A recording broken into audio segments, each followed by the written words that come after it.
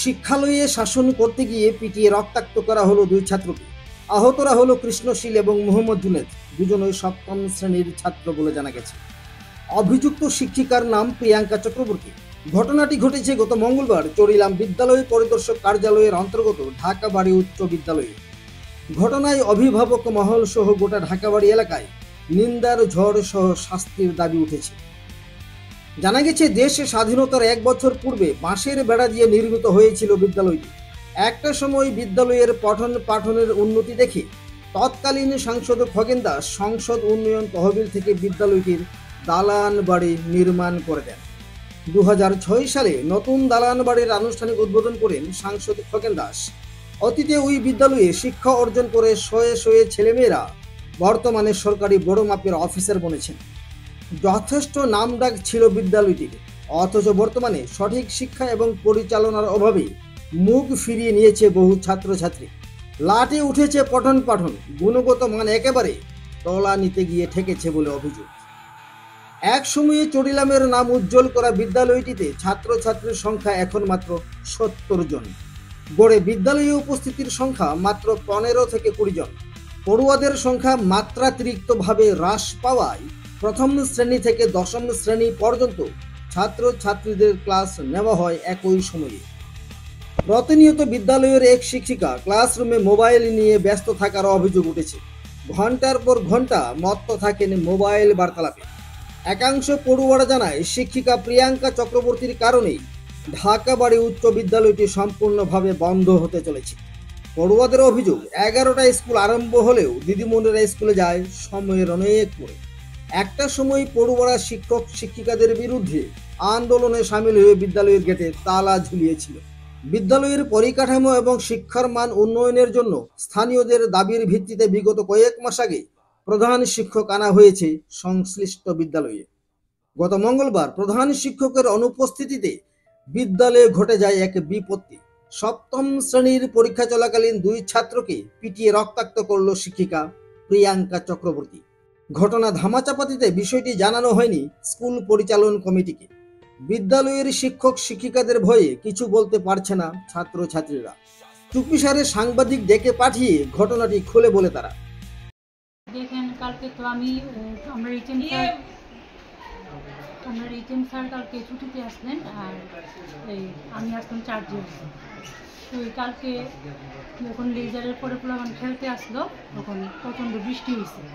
প্রচণ্ড বৃষ্টির মধ্যে আমি পোলাবানদের কইছি যে তোরা ক্লাসে যা, বৃষ্টি ভিজেছে। তারা প্রচুর পরিমাণে বৃষ্টি ভিজছে, আমার কথা একদম শুনতে আসে না। 2-3 বারই আমি কইছি, তারাকে ওয়ার্নিং দিছি, তারা একদম। তারপর কি হইলো, আমি এবার এই কারণে মানে আটকানোর দিকে সামনে গেলাম, আর কি তো লাঠি দিয়েই গেছি।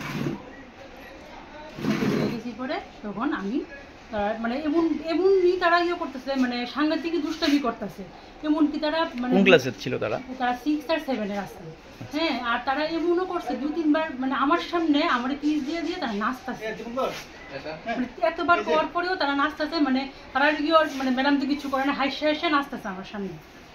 এবার আমি লাঠি দিয়ে আঘাত করছেন? হ্যাঁ, লাঠি দিয়ে আঘাত করছেন। লাঠি দিয়ে আমি গেছি, পরে তারা একটাই বাড়ি দিছে।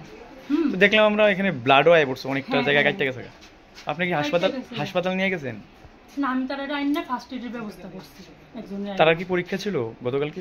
হ্যাঁ, গতকালকে তারা পরীক্ষা শেষের পরে আজকেও পরীক্ষা। আজকে আইসিনি স্টুডেন্টটা? হ্যাঁ, স্টুডেন্ট আইছে।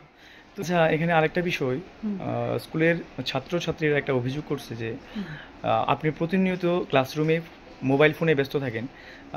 ক্লাসে গিয়ে যখন মানে ক্লাসে যাওয়ার পরে আপনার ফোন আসে, আপনি ফোন থেকে হয়তো তাদের সামনে বা ক্লাসরুম থেকে বেরিয়ে পড়েন এবং প্রতিনিয়ত ফোনেই ব্যস্ত থাকেন।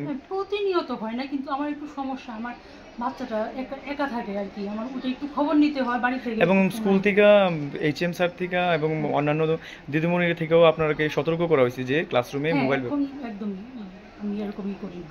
মানে ক্লাসরুমে আপনি সবসময় মোবাইলটা ব্যবহার করেন? না না, সবসময় হয় না, বিশেষ দরকারি আমি মোবাইলটা ইউজ করি। হয়তো বা কোনো দিন 1-2টা ফোন কল বেশি আয়া পড়ছে, কারণ ওই কারণেই। স্কুলটার কি নাম? ঢাকাবাড়ি হাই স্কুল। আপনার? প্রিয়াঙ্কা চক্রবর্তী।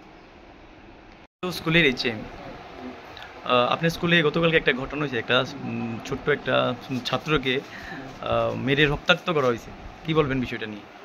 আমি কালকে ছুটিতে ছিলাম, তো উনি একজন ম্যাডামকে আমি সার্চ দিয়ে গেছিলাম। তো উনি ঘটনা আজকে আসার পরে ঘটনাটা আমি ব্যাপারটা শুনছি, ব্যাপারটা আমি দেখবো ঘটনাটা কী কারণে হচ্ছে। আচ্ছা, আর স্কুলের মধ্যে প্রতিনিয়তই মোবাইল ফোন নিয়ে ক্লাসরুমের মধ্যে দিদিমণিরা ম্যাডামরা সবসময় মোবাইল নিয়ে ফোন নিয়ে ব্যস্ত থাকে। বোধহয় আপনারা মানে আমরা খবর পেলাম আপনিও বোধহয় বারবার সতর্ক করেছিলেন তাদের মোবাইল ফোনটা নিয়ে, কিন্তু এরা এখনও বন্ধ নেই, কন্টিনিউ ফোন নিয়ে ব্যস্ত। এরকম তো হয় না, কারণ এখন তো আমি তো ক্লাসের সময় দেখি আপনি বোধহয় এক দুবার বোধহয় এটা তো বারে বেলে অনেক সময় হয়, কিন্তু এরকমটা আমি ক্লাসে ঘুরে দেখি, এরকম তো দেখি না। আপনারা যা শুনছেন মনে হয় যা আমি সত্য মিথ্যা জানি না, কিন্তু আমার চোখেতে তো হয় না। অনেক সময় জীবনে কোনো বিশেষ খবর আসলে তারা ফোন করে, এটা আমি দেখি। এই যে স্কুলে একটা স্টুডেন্ট আহত হয়েছে মারে, আপনাকে বাড়িতে গিয়েছিলেন? স্টুডেন্ট বাড়িতে গিয়েছিলেন? বাড়িতে এখন আমি আজকে আয়া শুনছি, আমি যাবো এরকম একটা লেকচারের কথা কম। এবং ওই ছাত্রটার বোধহয় আজকে পরীক্ষাও, আজকে পরীক্ষা করছে, কিন্তু আপনি কি কথা বলেছেন ওই ছাত্রটার সঙ্গে আজকে? হ্যাঁ, কথা বলেছেন ওই ছাত্রটার সঙ্গে আজকে?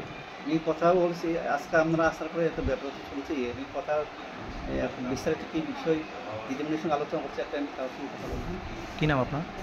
সম্বন্ধ স্কুলটার কি নাম?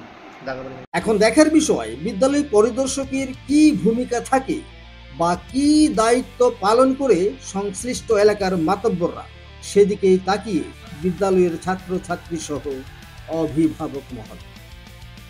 বিশেষ প্রতিনিধির রিপোর্ট, ত্রিপুরা পাইওনিয়ার।